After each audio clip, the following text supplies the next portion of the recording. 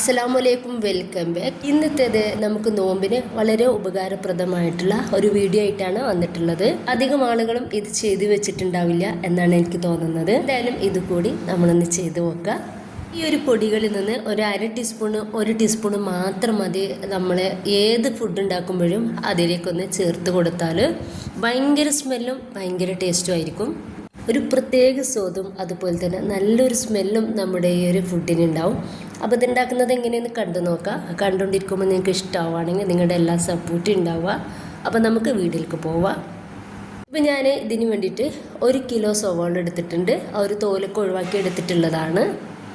ഇനിയിപ്പോൾ നമ്മൾ ഓരോ സവാളയും കുറച്ചധികം വലുപ്പത്തിൽ തന്നെ ഒന്ന് കട്ട് ചെയ്തെടുക്കുക. എന്നിട്ട് മിക്സിയുടെ ചെറിയ ജാറിലിട്ടിട്ട് ചെറുതാക്കിയിട്ടൊന്ന് ക്രഷാക്കി എടുക്കുക. നന്നായിട്ട് അരിഞ്ഞിട്ട് ഫൈൻ പേസ്റ്റ് ആവേണ്ട, നമുക്കിതൊന്ന് ക്രഷായിട്ട് കിട്ടിയാൽ മാത്രം മതി. വേഗത്തിൽ നമുക്കിത് ഉണക്കിയെടുക്കാൻ വേണ്ടിയിട്ട് പറ്റും. അപ്പോൾ മുഴുവനായിട്ട് തന്നെ നമുക്കിതുപോലെ ഒന്ന് ക്രഷാക്കി എടുക്കുക. മുഴുവൻ സവാളയും ഞാനിതുപോലെ ഒന്ന് ചെയ്തെടുത്തിട്ടുണ്ട്. അരിയൊക്കെ വാങ്ങിക്കുന്ന ആ ഒരു ചാക്കിൽ വളരെ തിന്നായിട്ട് തന്നെ ഞാനൊന്ന് പരത്തി വെച്ച് കൊടുത്തിട്ടുണ്ട്. 2 ചാക്കിലായിട്ടാണ് വെച്ചെടുക്കുന്നത്. നന്നായിട്ട് വെയിലുണ്ടെങ്കിൽ ഒരൊറ്റ ദിവസം മതി നമുക്കിത് റെഡിയായിട്ട് കിട്ടാൻ. ഇനിയിപ്പോൾ ഞാനിതാ ഒരു 1/2 കിലോ ഇഞ്ചാണ് എടുത്തിട്ടുള്ളത്. ഇഞ്ചിന് പ്രത്യേകിച്ച് കണക്കൊന്നുമില്ല കേട്ടോ, ഒന്നിനും കണക്കില്ല. നമുക്ക് എത്ര വേണം അതിനനുസരിച്ച് നമുക്കിത് എടുക്കാവുന്നതാണ്. ചെറിയ തോലോട് കൂടിയിട്ട് നന്നായിട്ട് ഞാനൊന്ന് കഴുകിയെടുത്തിട്ടുണ്ട്. ഇനിയിപ്പോൾ ഞാനിതൊന്ന് ഗ്രേറ്റ് ചെയ്തെടുത്തിട്ടുണ്ട്. നമ്മൾ ഇത് മിക്സിയിലിട്ട് പൊടിക്കണ്ട, ഒന്ന് ഗ്രേറ്റ് ചെയ്തിട്ട് എടുത്താൽ മതി. ഈ ഒരു രീതിയിൽ ഒന്ന് റെഡിയാക്കി എടുക്കുക. ഇനിയിപ്പോൾ ഞാൻ എടുത്തിട്ടുള്ളത് വെളുത്തുള്ളിയാണ്. വെളുത്തുള്ളി നമുക്ക് വേഗത്തിൽ ഇതിൻ്റെ അല്ലികളൊക്കെ ഒന്ന് വെടിപ്പിച്ചിട്ട് വേഗത്തിൽ റെഡിയാക്കി എടുക്കാൻ വേണ്ടിയിട്ട് പറ്റും. ഇനിയിപ്പോൾ വെളുത്തുള്ളി എടുത്തിട്ട് അതിൻ്റെ ഒരു സെൻറ്ററിൽ ഇതുപോലെ ഇടിയോലിൽ വെച്ചിട്ട് ഒന്ന് ഇടിച്ചു കൊടുക്കുക. ഒരു 2 പ്രാവശ്യം ഇതുപോലെ ഒന്ന് റെഡിയാക്കി എടുത്താൽ തന്നെ നമുക്ക് വെളുത്തുള്ളി ഒന്ന് കാണാൻ വേണ്ടിയിട്ട് പറ്റുന്നുണ്ടാവും. ചില വെളുത്തുള്ളിയുടെ അല്ലിയൊക്കെ നന്നായിട്ട് ആ ഒരു തോല് മൊത്തത്തിലൊന്ന് ഒന്ന് റെഡിയായിട്ട് കിട്ടിയിട്ടുണ്ട്. ഈസി ആയിട്ട് തന്നെ നമുക്കിത് ഇതുപോലെ ചെയ്തെടുക്കാവുന്നതാണ്.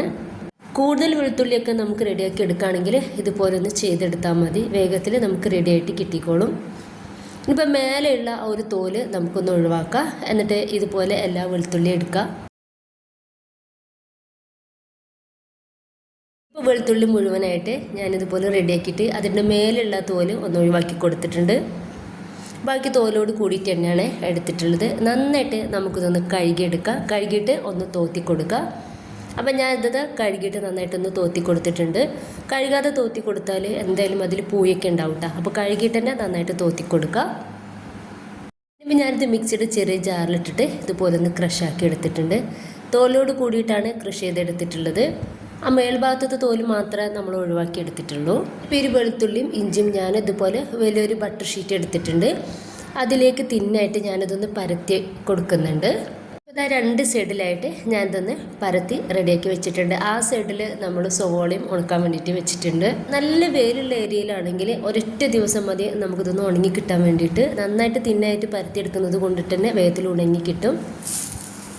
ഇതിതാ നന്നായിട്ടൊന്ന് ഉണങ്ങി റെഡിയായിട്ട് കിട്ടിയിട്ടുണ്ട്. ഈ ഒരു ഇഞ്ചിയും വെളുത്തുള്ളിയൊക്കെ ഇവിടെ ഒരു സവോള പൗഡർ, നമ്മുടെ നൂഡിൽസിൻ്റെ മിക്സർ മാത്രം വാങ്ങിയിട്ട് അതിലേക്ക് ഈ ഒരു പൊടി ചേർത്തിട്ട് ഉണ്ടാക്കിയിട്ട് എടുക്കുകയാണെന്നുണ്ടെങ്കിൽ നമ്മൾ ഗൾഫിൽ നിന്നൊക്കെ വാങ്ങിക്കുന്ന അതേ ഒരു ടേസ്റ്റ് കിട്ടും നൂഡിൽസ്. നമുക്ക് ഇഞ്ചിയും വെളുത്തുള്ളിയൊക്കെ നന്നായിട്ട് തന്നെ പൊടിച്ചെടുക്കാം. മിക്സിയുടെ ചെറിയ ജാറിലിട്ടിട്ട് നല്ല ഫൈൻ പേസ്റ്റ് ആക്കിയിട്ട് പൊടിച്ചെടുക്കാവുന്നതാണ്. സവാളയും നന്നായിട്ട് ഉണങ്ങി കിട്ടിയിട്ടുണ്ട്.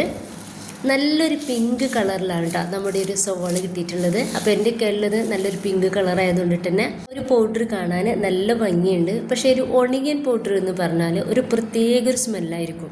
അപ്പോൾ ഞാനിത് 3 പൊടിച്ചെടുത്തിട്ട് കാണിക്കാം. അപ്പോൾ ഇതാ 3 ഞാനൊന്ന് പൊടിച്ചെടുത്തിട്ടുണ്ട്. നമ്മുടെ ഒരു സവാള നല്ല പിങ്ക് കളറിൽ തന്നെ കിട്ടിയിട്ടുണ്ട്. ഇങ്ങനെ ചെയ്തെടുക്കാത്തവരുണ്ടെങ്കിൽ തീർച്ചയായും ഇതൊന്ന് പൊടിച്ചു വെക്കാം.